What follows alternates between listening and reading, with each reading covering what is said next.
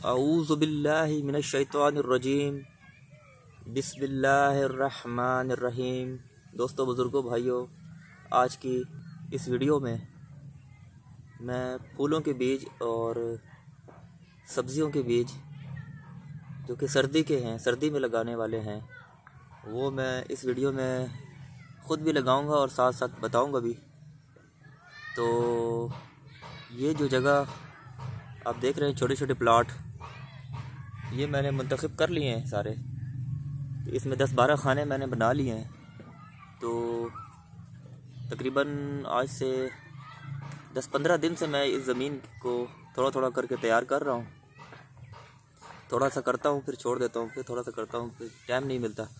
تو اس طرح کرتے میں نے بہت محنت سے یہ جگہ تیار کی ہے، کیونکہ جب میں کوئی کام کرتا ہوں تو میری کوشش ہوتی ہے کہ اس کو صحیح طریقے سے کروں۔ کیونکہ یہاں پر تھوڑا سا کوڑا کرکٹ وغیرہ زیادہ تھا، تو اس جگہ میں محنت زیادہ ہوئی صفائی کرنے میں۔ تو زمین کو تیار کرنے کا طریقہ یہ ہے کہ اگر آپ لوگوں نے محدود جگہ پہ گملے وغیرہ میں پھولوں کے بیج یا سبزیوں کے بیج لگانے ہوں، پھر تو اتنا پرابلم نہیں ہے۔ تو مٹی اور کھاد کا تناسب جو ہے انسان جو ہے وہ ناپ تول کے کرتا ہے۔ 70% مٹی اور 30% گوبر کی کھاد یا پرانی 2 سالہ پرانی گوبر کی کھاد یا تقریباً 1-1.5 سال پرانی کمپوسٹ پتوں کی گلی سڑی کھاد، اس تناسب سے آپ آسانی سے مکس کر کے گملوں میں مٹی تیار کر سکتے ہیں۔ چاہے سبزی لگانے ہو، چاہے سبزی کی پنیری لگانی ہو، پھولوں کی پنیری لگانی ہو، براہ راست لگائیں یا پنیری بنا کے پھر اس کو دوسری جگہ شفٹ کریں۔ تو یہ طریقہ کار تو مٹی میں تو ہم لوگ اس طریقے سے ناپ تول کے مٹی تیار کرتے ہیں۔ لیکن اب بات ہے کہ اگر اس طرح سے، جس طرح یہ اب جگہ دیکھ رہے ہیں، یہ زمین ہے، یہ زمین میں چھوٹے چھوٹے پلاٹ تیار کیے ہیں، تو اب یہاں پر کھاد تو یوں ہی اس تناسب سے تو نہیں ملایا جا سکتی، کیونکہ یہ مٹی اب زمین ہے، اب اس میں تو ناپ تول تو نہیں کیا جا سکتا، اب اس میں اندازہ سے کام چلاتے ہیں۔ اب یہ جس وقت میں نے زمین تیار کر لی تھی، یا اس میں سے کچرا وغیرہ یعنی کہ 1 فٹ تک کھدائی کر کے میں نے خوب اچھی طریقے سے کھدائی کی، گوڈی کی، اور زمین کے اندر سے جتنے بھی کچرا ہے، جیسے کہ پتھر ہے، وٹے ہیں، چھوٹے چھوٹے ذرات، کوڑا کرکٹ کے، ہر قسم کی پلاسٹک، ٹافیوں کے ریپر، مثلا ہر کوئی چیز میں نے نہیں چھوڑی۔ میں نے اس کو 1 فٹ تک، آپ ایسا کر لیں کہ 6 انچ سے لے کر 1 فٹ تک، اگر 1 فٹ تک آپ نہیں کر سکتے، کم سے کم 6 انچ تک آپ ضرور کریں۔ ہر چیز گندگی اس میں سے نکالے، وٹے وغیرہ۔ اب جس طرح یہ آپ کو دکھاتا ہوں، جس طرح یہ اب زمین ہے، اب یہ دیکھیں، یہ کانچ کا ایک ٹکڑا ہے، اس طرح یہ اب پتھر ہے، اس طرح سے آپ نے 6 انچ تک جو بھی چیز، اب دیکھیں یہ وٹا ہے، یہ وٹا پڑا ہے، اس طرح میں آپ کو دکھاتا ہوں۔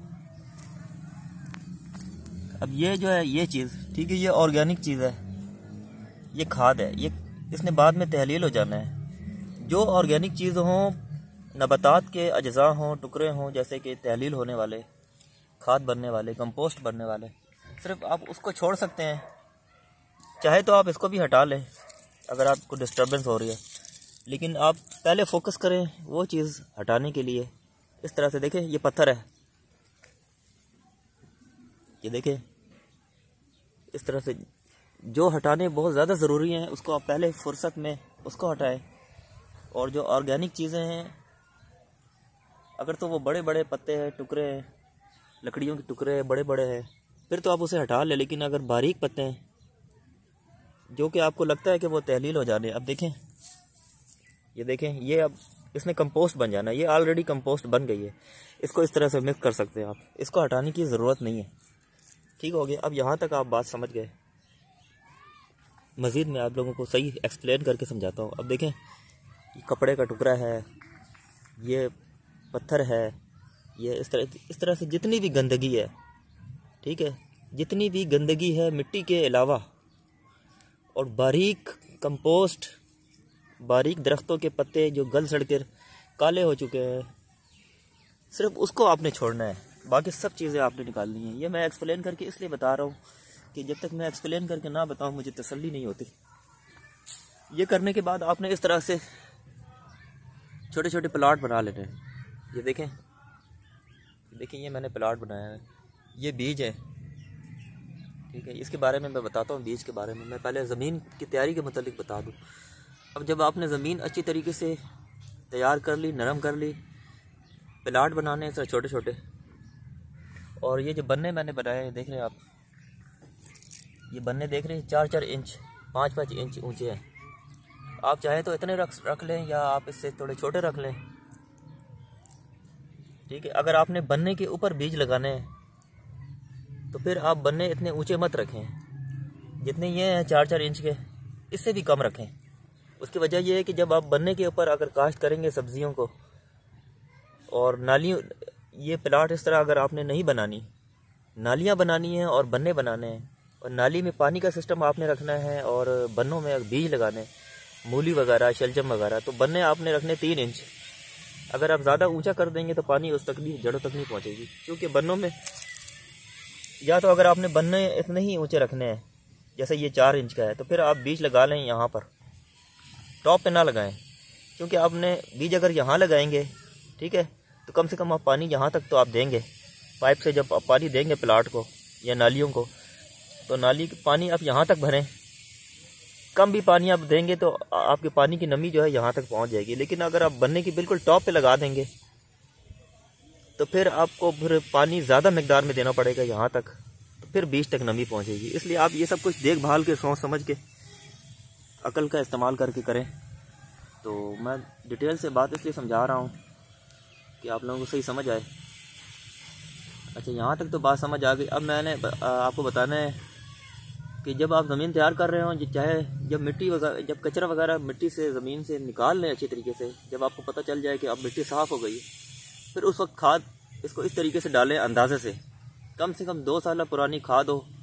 اگر پتوں کی کھاد ہے تو وہ بھی 2 سال پرانی ہو تو بہت اچھی بات ہے۔ جس کی رنگت کالی ہوتی ہے تو وہ آپ اس طرح کریں کہ وہ پاؤڈر کے بیس میں ہو، بالکل صفوف کی صورت میں، ٹھیک ہے۔ میرے پاس، میں نے پتوں کی کھاد خود بنائی تھی، تو میرے پاس بھی تقریباً صفوف کی صورت میں تو بالکل باریک نہیں تھی، لیکن نسبتاً موٹی تھی۔ اس کی وجہ یہ ہے کہ دیکھیں آپ کو سامنے یہ موٹے موٹے تھوڑے سے نظر آ رہے ہیں، اسی وجہ یہ میں نے گھر میں بنائی تھی۔ اگر آپ کو بازار سے کمپوسٹ دستیاب ہو جاتی ہے تو وہ باریک ہوتی ہے، تو وہ آپ اس کو زمین کے اوپر تیار کر کے زمین کے اوپر چھڑکاؤ کر لیں، اور آپ نے مناسب مقدار میں ڈالنا ہے، زیادہ نہیں ڈالنا ہے۔ تقریباً آپ اتنا ڈالیں کہ آپ کی تقریباً آدھی انچ یا پونے انچ جو ہے زمین کی موٹائی میں وہ کھاد جو ہے چھپ جائے زمین۔ آپ نے اس اندازے سے کھاد کو، چاہے گوبر کی کھاد ہو چاہے کمپوسٹ ہو، آپ نے اس طریقے سے کھاد، زمین تیار کرنے کے بعد کھاد کا چھڑکاؤ کرنا ہے کہ کھاد جو ہے وہ 1 انچ جو ہے چھپ جائے۔ پھر اس کے بعد آپ نے زمین میں گوڈی کرنی ہے، اور گوڈی کس طرح سے کرنی ہے وہ بھی میں بتاتا ہوں۔ فرض کریں یہ آپ نے زمین تیار کر لی ہے، ٹھیک ہے، یہ آپ نے زمین تیار کر لی، اور فرض کریں کھاد بھی ڈال لی۔ چونکہ میں نے کھاد اس میں مکس کر کے گوڈی کر چکا ہوں، اس لیے ابھی کھاد اتنی نظر نہیں آ رہی۔ فرض کریں آپ نے کھاد بکھیر دی اوپر 1 انچ، تو آپ نے گوڈی اس طریقے سے کرنی ہے، ایسے کر کے پھر ایسے ٹرن کرنا ہے کھرپا کو، ایسے، اس طریقے سے، ایسے کر کے، ایسے، یوں یوں یوں، یہ دیکھ لیں۔ اب دیکھ لیں آپ نیچے سے بالکل کچرا نہیں نکل رہا ہے، بالکل صاف ستھری مٹی ہے۔ جب آپ ساری گوڈی کر چکے ہیں، یہ والی جو گوڈی میں بتا رہا ہوں یہ آخری کھاد ڈالنے کے بعد والی گوڈی ہے۔ اس سے پہلے زمین میں آلریڈی میں محنت کر چکا ہوں، تقریباً 1 فٹ تک، جیسے میں نے پہلے بتایا تھا کہ سارا کچرا، کوڑا کرکٹ میں نے نکال چکا ہوں۔ اب یہ فائنل ٹچ ہے، ٹھیک ہے۔ آخری گوڈی کر کے، کھاد مکس کر کے، آپ نے اس طرح سے زمین کو پھر لیول کر لینا ہے، اس طریقے سے ہموار اس طرح کرنا ہے۔ اب ہموار اس لیے کرنا ہے کہ جب میں اس میں پانی دوں گا تو پانی یکساں مقدار میں برابر رہے گا، ٹھیک ہو گیا۔ چلیے آئیے اب میں آپ کو بتاتا ہوں جو بیج سبزیوں کے اور پھولوں کے جو لگانے تھے، تاکہ ویڈیو لمبی نہ ہو۔ میرا مقصد ویڈیو کو لمبی کرنے کا یہ ہے تاکہ آپ لوگوں کو سمجھ آ جائے۔ یہ دیکھیں، یہ ہے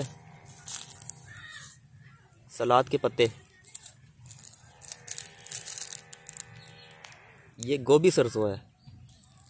اب گوبھی سرسوں کون سی ہوتی ہے یہ مجھے نہیں پتا، سرسوں کو تو مجھے پتا ہے، گوبھی سرسوں کیا ہوتی ہے یہ مجھے نہیں پتا۔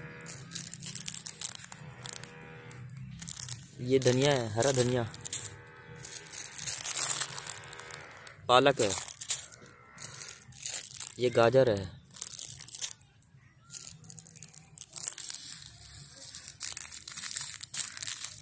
میتھی،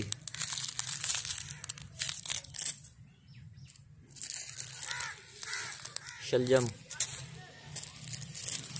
یہ پھر گوبھی سرسوں آ گئی، 2 پیکٹ اس نے دے دی۔ یہ مولی ہے، یہ دیکھیں، ٹرنپ یعنی ریڈش ٹرنپ اس کو کہتے ہیں، شلجم کو۔ تو یہ ناظرین آپ کے سامنے یہ پھولوں کے بیج دیکھ رہے ہیں، آپ دیکھ رہے ہیں کہ یہ اتنی تھوڑی مقدار میں ہے۔ اس کی وجہ یہ ہے کہ ناظرین پھولوں کے بیج بہت مہنگے ہوتے ہیں۔ یہ آن لائن منگوائے تھے، تقریباً 30 قسم کے بیج ہیں یہ، ٹھیک ہے۔ تو یہ بہت زبردست پھولوں کے بیج ہیں، آن لائن منگوائے تھے۔ اور میں ویڈیو کے آخر میں یہ سبزیوں کے بیج بھی کہاں سے اور کیسے منگوائے تھے یہ بھی میں بتا دوں گا، ویڈیو کی ڈسکرپشن میں لکھ دوں گا تفصیل سے، ٹھیک ہے۔ اور یہ جو ہے ناظرین پھولوں کے بیج، یہ بھی میں نے آن لائن منگوائے تھے، اس کے بارے میں بھی ڈسکرپشن میں ان کا ایڈریس وغیرہ ڈالنے کی کوشش کروں گا جہاں سے منگوائے تھے، تو آپ لوگ چاہیں تو وہاں سے منگوا سکتے ہیں آن لائن۔ تو اب میں آپ لوگوں کو بتاتا ہوں یہ میں نے مکس کیوں کیے ہیں۔ یہ میں نے مکس اس لیے کیے ہیں کیونکہ میں پھولوں کے ساروں کی آئیڈینٹیفائی ہے مجھے اچھی طرح، میں ہر پھول کو پہچان لیتا ہوں، ٹھیک ہے۔ تو جو لوگ پھولوں کو جانتے ہیں اچھی طریقے سے، پھولوں کی شکل دیکھ کے، پھول کو دیکھ کے اس کا نام پہچان لیتے ہیں، پھول کا پودا کوئی بھی پودے کو شناخت کر لیتے ہیں ایزی، تو وہ لوگ جو ہیں وہ ہم پھر مکس اس لیے لگاتے ہیں چونکہ ہم کو پتہ ہے کہ یہ ہے، یہ ہے، یہ ہے۔ پھر میں ایسے جب پودے پنیری بڑی ہو جائے گی تو پھر میں اس کو بعد میں الگ الگ لگا سکتا ہوں۔ لیکن آپ لوگ چاہیں تو مکس بھی لگا لیں۔ اگر آپ لوگ پھولوں کے نام نہیں آتے، آپ یہ سمجھتے ہیں کہ مکس لگانے کے بعد میں آپ کو پودوں کی پہچان کرنی مشکل ہو جائے گی، پھولوں کے نام یاد کرنے یا پھولوں کی شناخت، یہ کون سا پودا ہے، یہ کون سا پودا ہے، یہ کون سا پودا ہے، تو آپ پھر مکس مت لگائیں، آپ پھر علیحدہ علیحدہ لگائیں اور پھر اس کو ٹیگ لگا لیں، ٹھیک ہو گیا۔ تو یہ بھی میں لگاؤں گا، سب سے پہلے میں میرے خیال ہے یہی لگا لیتا ہوں۔ تو یہ جب آپ دیکھ رہے ہیں یہ کتنے پلاٹ ہیں، 1 2 3 4 5 6 7 8 9 10 11 12 13 14 15 پلاٹ یہ میں نے تیار کیے ہیں۔ تو یہ جو پھولوں کے میں نے 30 قسم کے پھولوں کے بیج مکس کیے ہیں، یہ میں ایک ہی پلاٹ میں لگاؤں گا، یہ ایک پلاٹ میں یہ کافی ہوگا۔ اس کی وجہ یہ ہے کہ میں اس کو پنیری کی صورت میں بطور پنیری لگا رہا ہوں۔ جب یہ پودے ایک جگہ پر اچھی طریقے سے نشوونما پا لیں گے میری نگرانی میں، اوپر دیکھیں گرین ٹنل لگائے، بارش طوفان آندھی وغیرہ سے یہ محدود جگہ پہ یہ اچھی طریقے سے پلیں گے، میری نگرانی میں پلیں گے، میں اس کو مناسب طریقے سے پانی دوں گا۔ جب یہ 4 4 5 5 انچ کے پودے بڑے ہو جائیں گے، یہ والا جو پلاٹ ہے یہ میں نے منتخب کیا ہے اس کے لیے، اس کی لمبائی ہے 5 فٹ، اس کی لمبائی ہے اور چوڑائی 3 فٹ ہے۔ یہ پلاٹ اس کے لیے 30 قسم کے پھولوں کے بیج اس پہ لگانے لگا ہوں۔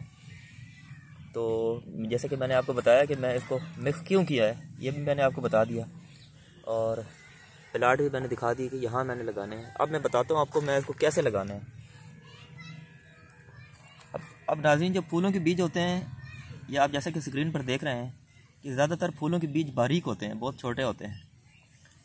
اب ان میں زیادہ تعداد میں بیج جو ہے بہت باریک ہے، اور کچھ چند ایک ایسے بیج ہیں جو کہ موٹے ہیں، جو کہ آنکھوں سے دکھائی دے رہے ہیں۔ تو اگر جو بیج باریک ہوں، بہت زیادہ باریک ہوں، تو پھر اس کو ایک ایک لگانا ناممکن ہوتا ہے، ٹھیک ہے، وہ پھر مشکل پیش آتی ہے ایک ایک کر کے لگانے میں۔ اب جیسے کہ مثال کے طور پر پورٹولاکا ہے، گل دوپہری، یا سبزیوں میں آپ لے لیں گاجر کے بیج ہیں، یہ دیکھیں یہ گاجر کے بیج ہیں، یہ شلجم کے بیج، یہ بہت باریک ہے۔ اس طرح یہ میتھی کے بیج بھی کافی باریک ہے، یہ دوسری چھوٹی نسل کی میتھی ہے۔ تو اس طرح جو بھی بیج باریک ہوں تو اس کو چھڑکاؤ کرنا، اسپرنکل کے طریقے سے لگانا ہی بہتر ہوتا ہے، ٹھیک ہے۔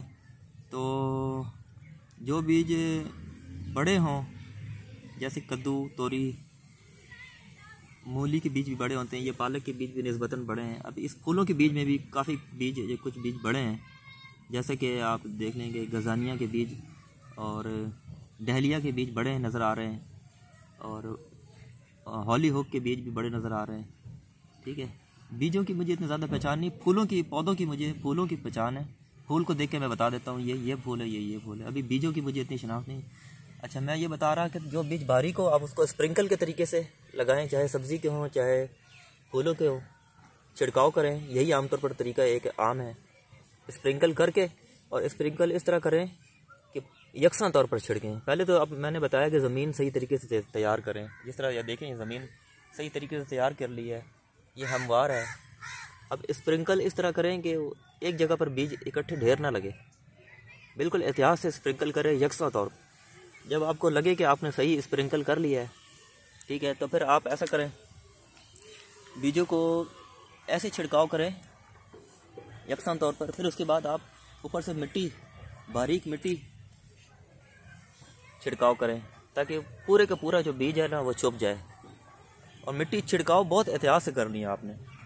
مٹی چھڑکاؤ اس طرح سے نہیں کرنی کہ بیج جو ہے، اگر بڑے بیج کو زیادہ چھپ جائیں تو وہ چلو جرمینیشن ہو جائے گی اس کی، لیکن جو چھوٹے بیج، باریک بیج جیسے گل دوپہری وغیرہ کے یا گاجر وغیرہ کے بیج بہت باریک ہوتے ہیں، ٹھیک ہے، تو اس کی جرمینیشن پھر نہیں ہوگی۔ بیج جب زمین میں زیادہ دفن ہو جاتا ہے، اس کے آکسیجن بند ہو جاتی ہے، پانی بھی نہیں پہنچتا اس تک۔ اگر پانی پہنچ گیا تو ہوا، آکسیجن وغیرہ جو ہے وہ سب سے زیادہ ضروری چیز ہے، تو وہ جب نہیں پہنچے گی تو بیج کی جرمینیشن نہیں ہوگی، ٹھیک ہے۔ تو ابھی میں اس کو لگاؤں گا، ٹھیک ہے، ویڈیو کو میں جب پاس کرتا ہوں تھوڑی دیر کے لیے۔ یہ ناظرین دیکھیں، میں نے تمام کے 25-30 قسم کے بیج ہیں، یہ پھولوں کے نہایت قیمتی پھول ہیں، ان کے بیج میں نے ہاتھوں میں لے لیے ہیں۔ تو چونکہ میں ویڈیو بھی بنا رہا ہوں تو اس لیے مجھے تھوڑی مشکل پیش آ رہی ہے۔ آپ چاہیں ان بیجوں کو بڑے احتیاط سے اپنے کسی دوسری چیزوں میں رکھ سکتے ہیں، پلیٹ وغیرہ میں، تاکہ بیج ضائع نہ ہوں، کیونکہ یہ بہت قیمتی بیج ہوتے ہیں اور باریک ہوتے ہیں۔ تو یہ میں نے سارے کے سارے بیج ہاتھ میں لے لیے ہیں۔ اب آپ نے اس کو اس طریقے سے اسپرنکل کرنا ہے، اس طریقے سے یکساں طور پر۔ اب دیکھیں یہ بہت باریک ہے، مجھے اتنا نظر بھی نہیں آ رہا ہے، یہ دیکھیں، لیکن مجھے کم سے کم اتنا پتہ ہے کہ اب دیکھیں میرے ہاتھ میں اتنی مقدار ہے۔ اب یہاں پر اسپرنکل میں نے کر دی اتنے ایریا میں، بالکل ایسے کریں کہ بالکل یکساں طور پہ، بالکل جو ہے یکساں طور پہ اسپرنکل ہو، آپ کے بیج ضائع نہ ہو۔ اب میں نے اس کو ہاتھ میں لیا ہے تو بڑے احتیاط سے لیا، زمین میں گرنے نہیں دیا میں نے۔ یہ 25-30 قسم کے بیج ہیں، اب اندازہ لگائیں کہ اتنے مہنگے ہیں یہ بیج۔ اب دیکھیں یہ سارے ایک ہی پلاٹ میں آ گئی ہے۔ اب اس ڈبے میں جو تھوڑی سی بچ گئی ہے، یہ دیکھیں اس ڈبے کے اندر بھی تقریباً 100-200 کے قریب بیج ہیں، کیونکہ محسوس نہیں ہو رہے چونکہ بہت باریک ہوتے ہیں۔ تو یہ بھی میں اس طریقے سے اس کو لگا دیتا ہوں۔ یہ میں ویڈیو بنانے کے بعد اس کو پورے اچھی طریقے سے صاف کروں گا اور لگاؤں گا۔ اب ناظرین اس طرح کرنے کے بعد آپ نے کیا کرنا ہے، آپ نے سمپل، آپ نے کوئی فٹا لے لینا ہے بڑا، ٹھیک ہے، بڑا جو فٹا ہوتا ہے، جیسے کہ ہارڈ ویئر کی دکان پہ جو پلائی ووڈ کی پھٹی ہوتی ہے، سیدھی سی پھٹی ہوتی ہے، یا کوئی تختی، کوئی لکڑی کا برابر ٹکڑا سیدھا، اس سے آپ نے اس کو ایسے ہموار اس طریقے سے کرنا ہے کہ یہ ہلکے ہاتھوں سے کرنا ہے، اس طریقے سے، اس طرح ہلکے ہاتھوں سے کرنا ہے، بالکل ایسے ہلکے ہاتھوں سے، دبا کے نہیں، تاکہ کم سے کم یہ آدھا انچ سے زیادہ نہ دبے۔ اگر اس کو میں زور سے کر دیا، دبا دیا، تو یہ آدھے انچ سے زیادہ دب جائے گی بیج۔ اس طریقے سے آپ نے ہر اینگل سے اس کو ایسے ایسے ایسے ایسے، ہو سکے تو ایسے تھوڑا پش بھی کر لیں یوں، لیکن زیادہ زور نہیں مارنا ہے۔ یہ بیج لگانے کا طریقہ ہے، یہ میں آپ کو بتا رہا ہوں۔ دیکھیں اب اس میں آپ کے سارے بیج جرمینیٹ ہوں گے۔ اگر نہیں بھی ہوں گے تو انشاءاللہ کوئی اتنا مسئلہ نہیں ہے، چند ایک بیج ہی ایسے ہوں گے جو کہ بہت زیادہ گہرائی میں، تقریباً جو بیج 1 انچ بھی نیچے چلے دب گیا خدا نہ خواستہ، تو وہ بھی انشاءاللہ جرمینیٹ ہو ہی جاتا ہے۔ لیکن کہنے کا مقصد یہ کہ جو حد سے زیادہ اگر دفن ہو جائے تو پھر اس کی ہوا پانی بند ہو جاتی ہے۔ اب دیکھیں اس کو جتنا ہو سکے آپ اس کو پھیر لیں اس طرح، ٹھیک ہے، جتنا ہو سکے پھیریں، لیکن ہلکے ہاتھ سے کرنا ہے۔ دبا کے کریں گے تو پھر وہ جگہ پکی ہو جائے گی، ہوا بند ہو جائے گی۔ دبا کے نہیں کرنا ہے، آپ صرف اس کو اس طرح کریں، یکساں کریں، ٹھیک ہے۔ اب یہ میں نے ایک طریقہ آپ کو بتا دیا ہے، ٹھیک ہے، ویڈیو لمبی نہ ہو جائے۔ اب اسی طریقے سے آپ نے یہ تمام بیج لگانے ہیں۔ پھر میں جنرل بتا دوں، یہ پالک ہے، اس کو بھی آپ نے چھڑکاؤ والے طریقے سے لگانا ہے۔ اچھا یہ گاجر ہے، اس کو آپ چاہیں تو چھڑکاؤ کر لیں جو نارمل طریقہ ہے۔ اگر آپ کو شوق ہے کہ ایک ایک دانہ الگ الگ بوئیں تو وہ سب سے بیسٹ ہے، وہ اس صورت میں کریں جب آپ کو شوق ہو، آپ گملوں میں لگانا چاہتے ہو، بالکل تھوڑی سی محدود جگہ پہ آپ کو شوقیہ لگانا چاہتے ہو، تو اس کے ایک ایک دانے، مولی کے ایک ایک دانے، یہ شلجم ہے، شلجم کے ایک ایک دانے آپ بوئیں کتاروں میں، ٹھیک ہے. آپ کتار کا فاصلہ کر لیں جی 5 انچ، کم سے کم ایک پودے، ایک بیج سے دوسرے بیج کا فاصلہ 4 سے 5 انچ یا 6 انچ زیادہ سے زیادہ رکھیں. اس طرح کتاروں میں بونے سے یہ ہوتا ہے کہ تھوڑی سی محنت اور تردد تو ہوتی ہے، لیکن یہ پودا خوبصورت اگتا ہے، کتاروں میں اگتا ہے، اس کی مینٹیننس بہتر ہو جاتی ہے، اس کو ہوا لگتی ہے، صحیح لگتی ہے، ٹھیک ہے. دیکھنے والا کو بھی اچھا لگتا ہے، جو بھی دیکھتا ہے تو وہ تعریف کرتا ہے، اس کو بھی شوق پودا ہوتا ہے پودا لگانے کا، ٹھیک ہے. تو میں یہی کہوں گا کہ کوئی بھی بیج ہو، چاہے باریک ہو چاہے بڑے ہوں، ٹھیک ہے. اگر آپ سمجھتے ہیں آپ کے پاس چھوٹی جگہ ہے، محدود جگہ ہے، اگر آپ سمجھتے ہیں کہ آپ اس کو ایک ایک دانہ لگا سکتے ہیں تو آپ ایک ایک دانہ ہی لگائیں، ٹھیک ہے نا، جتنے بھی باریک ہوں. لیکن اگر آپ کے اوپر ہے کہ آپ اگر اس کو لگا سکتے ہیں تو ایک ایک دانہ بوئیں. اس طریقے سے آپ اس کو زیادہ اچھے طریقے سے، تھوڑی سی تردد ہوگی، تھوڑی محنت ہوگی، لیکن جو دانہ ایک ایک کر کے بویا جاتا ہے تو وہ زیادہ اس کی جرمینیشن اچھی ہوتی ہے. اچھا، اب میں بتاتا ہوں آپ کو کہ اب میں مولی کے بارے میں بتاتا ہوں. یہ مولی ہے، ٹھیک ہے.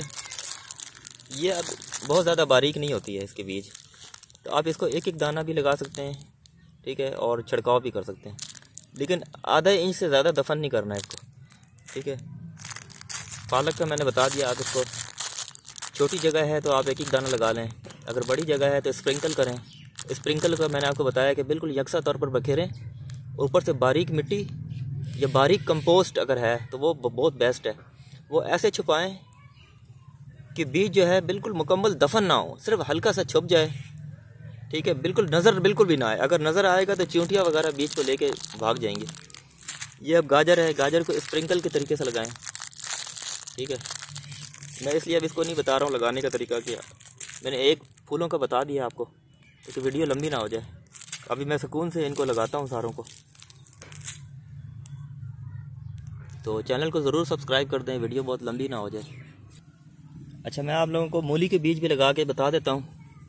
یہ دیکھیں، یہ پیکٹ میں سے میں نے تھوڑا سا بیج باہر نکالا ہے، تو اس میں نے، آپ یہ دیکھ رہے ہیں آپ، یہ مولی کے بیج اس طرح ہوتے ہیں. تو اس کو کس طرح لگانا ہے، اس کو آپ نے لگانے کے لیے یا تو اندازے سے آپ لگانے شروع کر دیں، اور ایک بیج سے دوسرے بیج کو جو ہے نا فاصلہ، اس کو چھڑکاؤ آپ کوشش کریں چھڑکاؤ نہ کریں، خود لگا لیں. بہت بڑی جگہ ہے پھر تو چھڑکاؤ کریں، لیکن چونکہ یہ چھوٹی سی جگہ ہے میری تو میں اس میں خود ایک ایک کر کے لگاؤں گا. یہ دیکھیں، یہ ایک دانہ ہے، ایک دانہ کو آپ نے کس طرح، اب یہاں پر یہ آپ اس طرح لے لیں اور آپ نے اتنا تقریباً یہ 1 انچ دبانا ہے اور اس کو تھوڑا سا بند کرنا ہے، پورا گڑھا نہیں بند کرنا ہے، ٹھیک ہے. یہ اب یہ جو گڑھا ہے یاد رکھیں، اس کو پورا نہیں بند کرنا ہے. اگر پورا فرض کریں یہ پورا بند کر دیتے ہیں، یہ میں پورا بند کر دیا، ٹھیک ہے. یہ غلط طریقہ ہے، ٹھیک ہے. اس کو تھوڑا سا ہوا جانے کے لیے چھوڑ دیں. اس طرح آپ نے دوسرا بیج لینا ہے. اب یہ یہاں لگایا ہے تو دوسرا آپ یہاں لگا لیں. یہ دیکھیں، یہ جگہ ہے نا، یہ جگہ میں نے منتخب کیا، اس کو ایسے پش کریں تھوڑا سا زمین کو، 1 انچ پش کریں، بیج ڈالیں اندر، ہلکا سا پش کر کے ہلکی سی مٹی دبا دیں، ٹھیک ہے. اب یہ جو بقایا یہ جگہ جو یہ میں آپ کو بتاتا ہوں کیا کام آئے گا. یہ جب پودا جب بڑا ہوتا ہے تو یہ نازک ہوتا ہے، جب نیا نیا نکلتا ہے نازک ہوتا ہے، وہ زمین پہ پانی ڈالیں گے تو وہ زمین پہ لیٹ جائے گا، ٹھیک ہے نا. لیکن اس طرح کرنے سے یہ فائدہ ہوگا، جب پودا جب اتنا بڑا ہوگا 2 انچ کا، تو جیسے ہی پودا 2 انچ کا ہوگا تو یہ جو گڑھا ہے آپ اس گڑھے میں مٹی بھر کے اس کے تنے میں مضبوطی پیدا کر دیں، پھر وہ پودا جو ہے وہ مضبوط ہوگا. تو یہ طریقہ میں آپ کو بتاتا ہوں، یہ میں اس طرح کا کرتا ہوں. اب دیکھیں، ایک یہاں لگایا تو یہاں سے یہاں 5 انچ کے فاصلے پہ ایک گڑھا کر لیا، 1 انچ گڑھا کر لیا. یہ بیج ڈالا، تھوڑی سی مٹی ڈالی، پش کیا مٹی کو. اب یہ بقایا گڑھا ہے، اس کو بند نہیں کیا. اگر اس کو بند کریں گے تو وہ مٹی بیج زیادہ دفن ہو جائے گا، پھر اس کی جرمینیشن نہیں ہوگی. یہ گڑھا اس لیے رکھا کہ جب پودا نکلے گا بڑا ہوگا پھر بعد میں آپ نے مٹی سے بھرنا ہے اس کو. تو یہ میں نے آپ کو طریقہ بتا دیا. اچھا، گاجر کے بیج جو ہے وہ آپ اسی طریقے سے لگا سکتے ہیں جس طریقے سے میں نے یہ لگایا. پالک کے بیج بھی اسی طریقے سے لگا سکتے ہیں. اگر آپ نے کرنی ہے اسپرنکل تو پھر آپ اندازے سے اسپرنکل کر کے اوپر سے مٹی کی تہ لگا دیں، تقریباً آدھی انچ سے زیادہ مٹی کی یا کمپوسٹ کی تہ نہیں ہونی چاہیے، یہ بات آپ نے یاد رکھنی۔ Thank you.